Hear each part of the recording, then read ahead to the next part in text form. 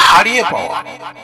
একদিন বই দোকানে গিয়েছিল বাগনানে নজরুল কবিতা নিতে।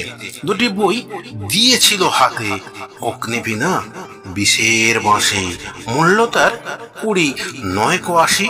সর্বহারা পেলাম না তাতে, বিষণ্ণ ভরে মোর আঁতে। পাতা উল্টে দেখি অনেকক্ষণ, কবিতা ছড়া গানের কলির মতন।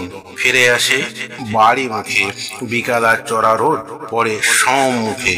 হঠাৎ মনে পড়লো কি যেন রয়ে গেল, চেন টেনে পিঠের ব্যাগ হালটানো হলো।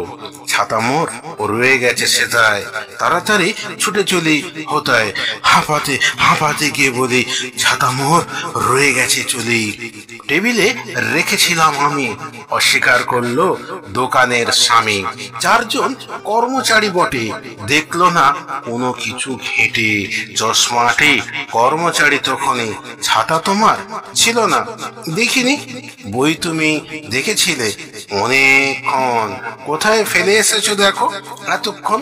বিশ্বস্ত কর্মচারী একজন ছিল, ছাতা খোঁজে ডেকে আমায় দিল। চশমাটি কর্মচারী বলে, আগে কি দেখোনি তাকটা খুলে?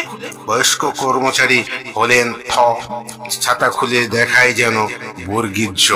ধন্যবাদ দিলাম আমি সেই কর্মচারীটিকে, মহান তুমি, বিশ্বস্ত, বেঁচে থাকো সুখে।